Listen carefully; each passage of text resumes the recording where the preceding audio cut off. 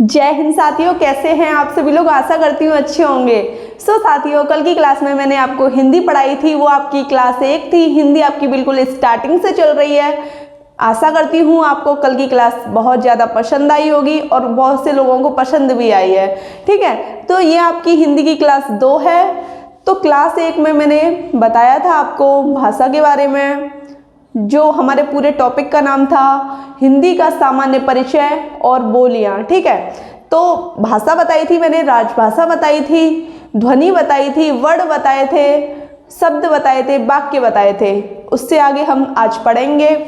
ये जो पूरा चार्ट है, इसमें से आपका क्वेश्चन आता है, बहुत ही इम्पोर्टेंट चार्ट है अपभ्रंश को लेके। ठीक है, तो आप इसे एक बार देख लीजिए। तो इसमें क्या बोला है, कल मैंने आपको बताया था कि हिंदी में जो आपकी उपभाषाएं हैं वो कितनी हैं, 5, और बोलियां कितनी हैं, 18। उसी से उसी के अकॉर्डिंग ये आपका पूरा चार्ट है। आप एक बार इसका स्क्रीनशॉट भी ले लेना। वैसे तो मैं टेलीग्राम पे आज इसकी जो भी पूरी PDF फाइल है अपलोड कर दूंगी और डिस्क्रिप्शन में मैं टेलीग्राम का लिंक डाल दूंगी। ठीक है, तो आप सबसे पहले ये समझिए हिंदी की जो 5 उपभाषाएं हैं वो कौन कौन सी हैं। तो देखो 1 2 3 4 5 उपभाषाएं। अब वो कौन कौन सी हैं। पश्चिमी हिंदी ये उपभाषा है, राजस्थानी हिंदी, पूर्वी हिंदी, बिहारी हिंदी, पहाड़ी हिंदी, ये आपकी उपभाषाएं हो गई। अब वो आपसे पूछेगा पश्चिमी हिंदी किस अपभ्रंश के अंतर्गत आती है, तो आप बताओगे शौरसेनी अपभ्रंश के अंतर्गत आती है। ऐसे ही क्वेश्चंस एग्जाम में पूछता है एग्जामिनर। ठीक है, वो ज़्यादा डीपली नहीं पूछते कि शौरसेनी अपभ्रंश के बिल्कुल ही डीपली पूछ लें, बिल्कुल नहीं। सिर्फ इतना ही पूछेंगे आपसे कि पश्चिमी हिंदी किस अपभ्रंश के अंतर्गत आती है, तो आप बताओगे शौरसेनी अपभ्रंश के अंतर्गत आती है। अब वो बोलेगा कि इसमें कितनी बोलियां हैं, तो आप बताओगे 5 बोलियां हैं। पश्चिमी हिंदी में 5 बोलियां हैं। और कौन कौन सी पश्चिमी हिंदी में बोली जाती है। खड़ी बोली को मैंने कल आपको बताया था, खड़ी बोली को कौरवी भी कहते हैं। ठीक है, खड़ी बोली या कौरवी एक ही नाम है, या खड़ी बोली बोल लो या कौरवी बोल लो। ब्रज भाषा अलग है। ठीक है, एक ये पूरा हो गया। फिर ब्रज भाषा, कन्नौजी, बुंदेली, बांगरू को हरियाणवी या जाटू भाषा भी कहते हैं। अब ये चीज़ आपको समझ आई। पश्चिमी हिंदी में 5 बोलियां आती हैं। 5 बोलियां मैंने आपकी यहाँ लिख दी हैं। ठीक है, याद करना ज़्यादा मुश्किल नहीं है, बहुत ही अच्छे तरीके से आप 3-4 बार पढ़ोगे तो और डेली रिवीजन करोगे तो मैं नहीं कहती कि आप भूल जाओगे। चलिए, अब आप ऐसे ही राजस्थानी हिंदी का देखिए। अगर मैं आपसे पूछूं कि राजस्थानी हिंदी कौन से अपभ्रंश में आती है, तो आप बताओगे शौरसेनी अपभ्रंश में आती है। तो मैं कहूँगी बिल्कुल सही, आपने एकदम करेक्ट आंसर किया है। ठीक है, ये चीज़ आपको समझ आई।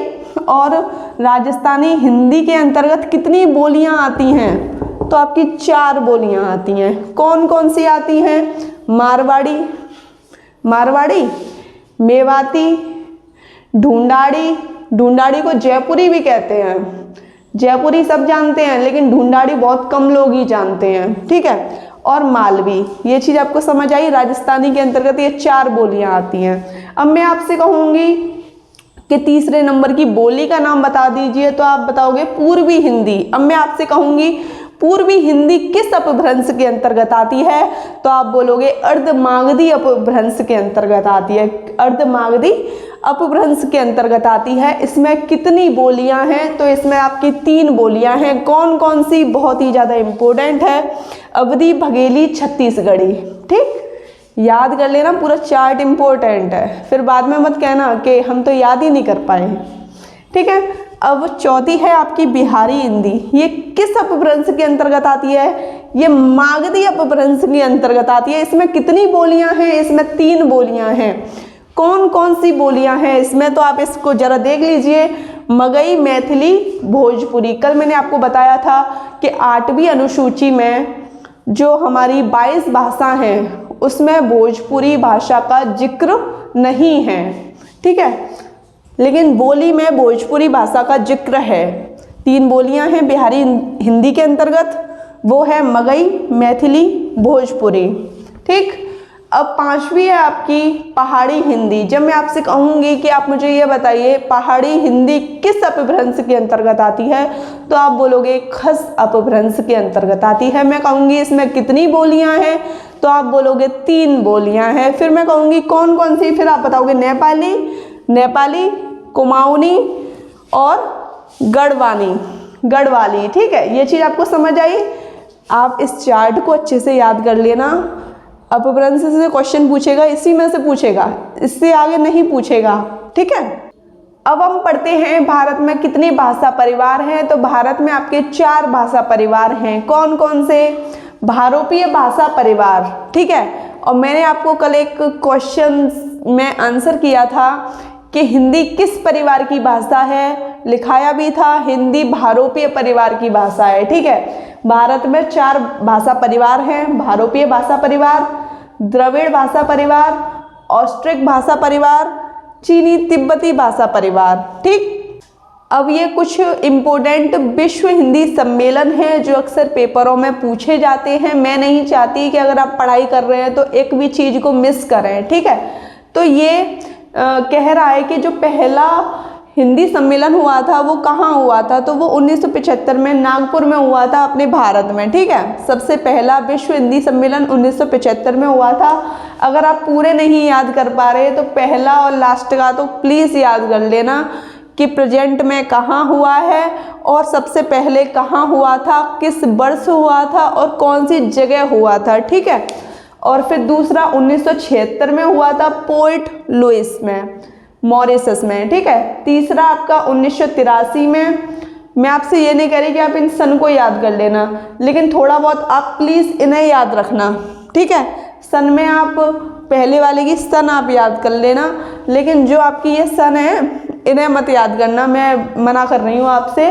लेकिन जो आपके ये पूरे किस जगह हुआ था, 5वां हिंदी सम्मेलन किस जगह हुआ था, तो ये चीज़ आप याद कर लेना। ठीक है, तो दूसरा आपका पोर्ट लुइस में हुआ था, तीसरा 1983 में नई दिल्ली में हुआ था।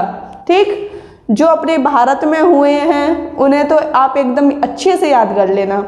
चौथा 1993 में पोर्ट लुइस में हुआ था, 5वां 1996 में स्पेन में हुआ था, 6वां 1999 में लंदन में हुआ था, 7वां 2003 में पारामारिबो में हुआ था, पारामारिबो में, 8वां 2007 में न्यूयॉर्क में, 9वां 2012 में जोहान्सबर्ग में, 10वां आपका 2015 में भोपाल में हुआ था, 11वां 2018 में पोर्ट लुइस में, और जो अपना 12वां हुआ है 2021 में वो देवास में हुआ है। देवास मतलब एमपी कहाँ आता है? अपने भारत में। अब ये कुछ इम्पोर्टेंट टॉपिक्स हैं, इन्हें भी आप देख लीजिए। जो आपकी ब्रज भाषा है, ब्रज का जो प्राचीन नाम था, पहले ब्रज को किस नाम से बुलाया जाता था, तो वो है आपका सूरसेन। ठीक, अब ये ब्रज का जो अर्थ होता है वो होता क्या है? गोस्थली या गौचारण या गाय चराने वाला। ये चीज़ आपको समझ आई। अब मैं आपको बताना चाहती हूँ कि भारतवर्ष के लिए हिंदी भाषा का जो नाम था वो सबसे पहले किसने सुझाया? हिंदी भाषा के नाम का जो सुझाव दिया था वो सबसे पहले किसने दिया था?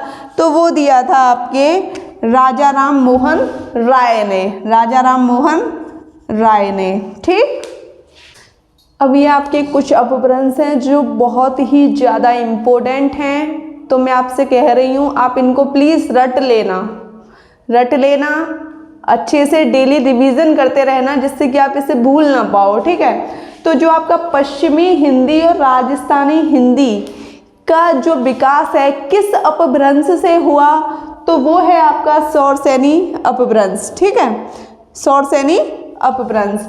बिहारी हिंदी का विकास कहाँ से हुआ, किस अपभ्रंश से हुआ? मागधी अपभ्रंश से। पूर्वी हिंदी का विकास किस अपभ्रंश से हुआ? अर्धमागधी अपभ्रंश से। मराठी भाषा का विकास महाराष्ट्री अपभ्रंश से। सिंधी भाषा का विकास ब्राह्मण अपभ्रंश से।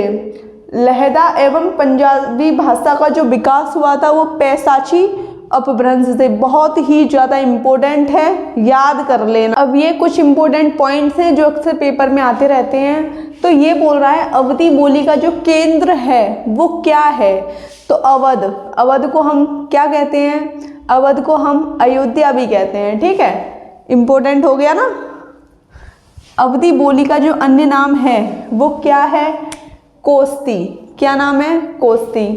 पद्मावत मलिक मोहम्मद जायसी ने लिखी, किस भाषा में लिखी है, ठेठ अवधी भाषा में लिखी है, ठेठ अवधी भाषा में लिखी है, ठीक है।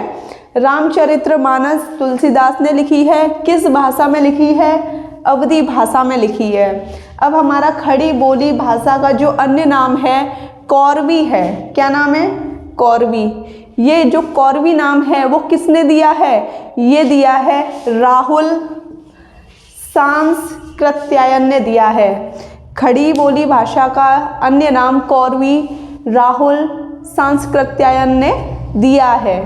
अब इसमें रचनाएं तो आपको ऐसे ही याद हो जाएंगी, कुछ रचनाएं जो कि इम्पोर्टेंट भी हैं और खड़ी बोली से संबंधित भी हैं, ठीक है। तो खड़ी बोली का जो पहला महाकाव्य है वो है आपका प्रिय प्रवास। ये किसने लिखा, ये लिखा आपके अयोध्या सिंह उपाध्याय ने। प्रिय प्रवास अक्सर पेपर में आती रहती है, पेपर उठा के देख लीजिएगा, पता लग जाएगा आपको। खड़ी बोली का जो सबसे प्रसिद्ध कवि है, खड़ी बोली का जो सबसे प्रसिद्ध महाकाव्य है वो कौन सा है, वो आपका कामायनी है। कामायनी किसने लिखी, जयशंकर प्रसाद ने लिखी, ठीक। अब अगला क्वेश्चन है, खड़ी बोली का जो सबसे पहले प्रयोग किया था वो किसने किया था, वो सदल मिश्र ने किया था और आपके लल्लू लाल ने किया था। ये बहुत ही ज़्यादा इम्पोर्टेंट कराया है, अब तक जो भी हो रहा है बहुत ही ज़्यादा इम्पोर्टेंट करा रही हूँ मैं, फालतू की चीज़ें मैं आपको नहीं पढ़ा रही। सो दोस्तों, आपको ये वीडियो कैसी लगी आप मुझे कमेंट सेशन में बताना। वीडियो अच्छी लगी हो तो चैनल को सब्सक्राइब कर देना, लाइक कर देना और अपने दोस्तों के साथ शेयर कर देना। जय हिंद।